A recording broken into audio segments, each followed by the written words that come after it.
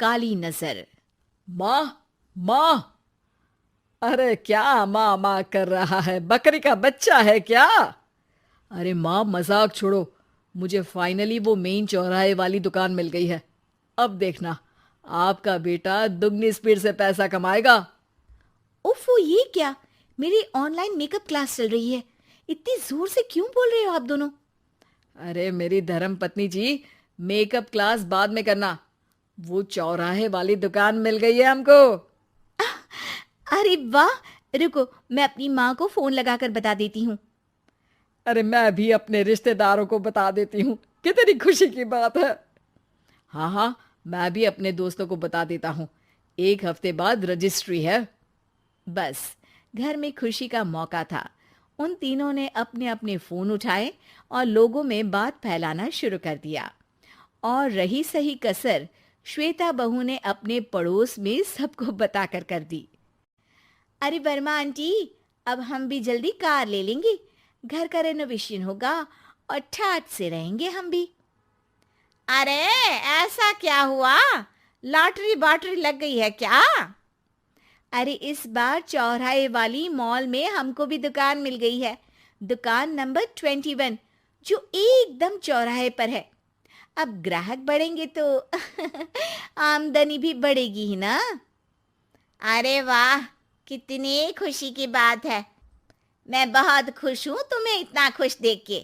बाकी एक बात कहूँ, सबको मत बताते फिरना।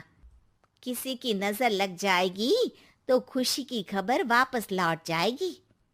हैं? ऐसे थोड़ी ना होता है। अब डरा रही हो। अरे सही कह रही हूँ। काली नजर कहते हैं इस चीज को, जब आप किसी को कुछ बताओ और वो काम बिगड़ जाए। अरे लेकिन मैं तो। तुमने सबको बता दिया ना? हाँ, फोन लगा लगा के। अब बच के रहना। काली नजर बड़ी खतरनाक होती है। श्वेता इतनी खुश रहती है कि वो वर्मा आंटी की बात पर ध्यान ही नहीं देती, जबकि पड़ोस में और भी लोगों से खुशी की खबर शेयर करती रहती है। अगले दिन राजेश बहुत दुखी होकर घर आता है। अरे बेटा, क्या हुआ? मुंह क्यों सूजा हुआ है? मधुमक्खी ने काट लिया क्या? माँ, वो दुकान किसी और के पास चली गई। किसी ने ज्यादा भाव लगा दिया। अरे पर बात तो आपसे हुई थी ना उस दुकान वाले की। हाँ, आज मैं टोकन अमाउंट देने गया था, तब मुझे पता चला। कोई आकर सुबह मुझसे पहले ही ज्यादा अमाउंट दे गया। काली नजर। क्या? क्या कहा? वर्मा आंटी ने समझाया था कि किसी को बताना मत, वरना काली नजर लग जाएगी। अच्छा, तुम्हें उनकी बात मान लेनी चाहिए थी। उनकी बात मान लेती, लेकिन उसके पहले ही सबको बता चुके थे ना हम तीनों। अरे अगली बार से ध्यान रखेंगे। कोई भी नई चीज होगी तो किसी को नहीं बताएंगे। तीनों कुछ दिन ऐसे ही रहते हैं, पर एक दिन श्वेता को एक मेल आता है। राजेश, मेरा ऑनलाइन मेकअप कोर्स कंप्लीट हो गया। अब मैं खुद का पार्लर खोल सकती हूँ। अरे वाह, अपने मोहल्ले में ही खोलते हैं। ये जो घर के सामने दुकान है ना, वहीं। हाँ, यहाँ सस्ती भी मिल जाएगी। अगले दिन श्वेता वर्मा आंटी के पास जाती है, मिठाई का डब्बा लेकर। अरे आओ आओ, कैसे आना हुआ? जोर से नहीं बोलूंगी। वो सामने वाली दुकान है ना, वहां मैं अपनी पार्लर की दुकान खोलने वाली हूँ। उसकी मिठाई है। अरे वाह, बहुत बधाई हो तुमको। हाँ, मैं कमाने लगूंगी तो राजेश पर पूरे घर का बोझ नहीं रहेगा ना आंटी जी। ये तो है। पर ये बता कि तूने ये बात किसी और को तो नहीं बताई ना? अरे नहीं नहीं, पिछली बार गलती कर दी थी। काली नजर लगी किसी की और राजेश के हाथ से वो दुकान चली गई थी। सबको मत बताना। चलो मैं चलती हूँ, कल दुकान की बात करने भी तो जाना है। अगले दिन श्वेता दुकान के लिए मालिक से बात करने जाती है। अरे लेकिन दुकान तो हम कल रात को ही किसी को दे चुके हैं। कल ही? हाँ, कल ही। 2 दिन बाद कोई यहाँ पार्लर भी खोल लेगा। अब कहीं और दुकान देख लीजिए। अरे पर हमको भी तो पार्लर ही खोलना था।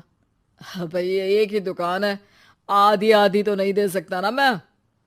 राजेश और श्वेता घर पर हताश होकर आ जाते हैं।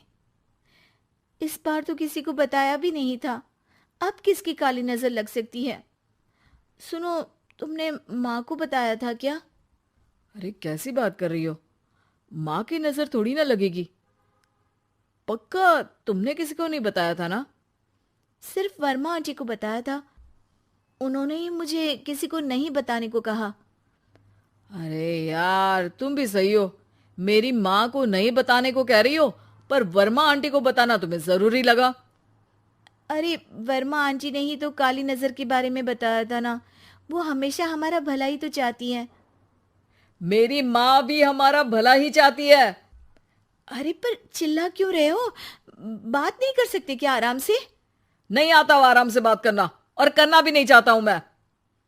दुकान जाने का दुख गुस्से में बदल गया था और राजेश और श्वेता में बात बंद हो गई थी। 2 दिन बाद मोहल्ले में पार्लर का इनॉग्रेशन हुआ, जिसमें मोहल्ले के सभी लोगों को बुलाया गया, पर श्वेता, राजेश और माँ नहीं जाते। माँ, अंदर आ जाओ, क्या देख रही हो? अरे नया पार्लर देख रही हूं अपने आंगन से। देखो, माँ को दूसरे का सुख देखने में कितना मजा आ रहा है, मेरा दुख नहीं दिख रहा इन्हें। यहाँ मेरा पार्लर भी तो हो सकता था। अरे चुप रहो यार, हर बात में लड़ाई क्यों ढूंढ रही हो? राजेश और श्वेता फिर बहस करने लगते थे। तभी माँ ने दोनों को बाहर बुलाया। अरे जरा देखो तो, दुकान चलाने वाले का बोर्ड पर नाम क्या लिखा है? श्रुति वर्मा। गाड़ी निकाले बेटा, हमें कहीं जाना है। काली नजर का इलाज कराने? राजेश अपनी बाइक निकालता है। तीनों ट्रिपलिंग कर रहे हैं। माँ राजेश को उस मॉल वाली दुकान पर लेकर जाती है जहां राजेश अपनी दुकान खोलने वाला था। यही दुकान लेना चाहता था ना तू? हाँ, पर इनको भी दुखी करने लेकर आई हो क्या यहाँ पर दुकान दिखाकर? वहां काफी नहीं था? अरे श्वेता, थोड़ा सब्र रख, अभी पता चलेगा कि हम यहाँ क्यों आए हैं। बता, इस दुकान चलाने वाले का नाम क्या है? अनुपम वर्मा। कुछ समझ में आया? वो दुकान वाली श्रुति वर्मा, ये दुकान वाला अनुपम वर्मा, और हमारे पड़ोस में हमने उस दुकानों के बारे में बताया किसको था? अब वर्मा आंटी को। मतलब वर्मा आंटी ही हमारा काम बिगाड़ रही है? नहीं नहीं, ऐसा नहीं हो सकता, ये बस इत्तेफाक है।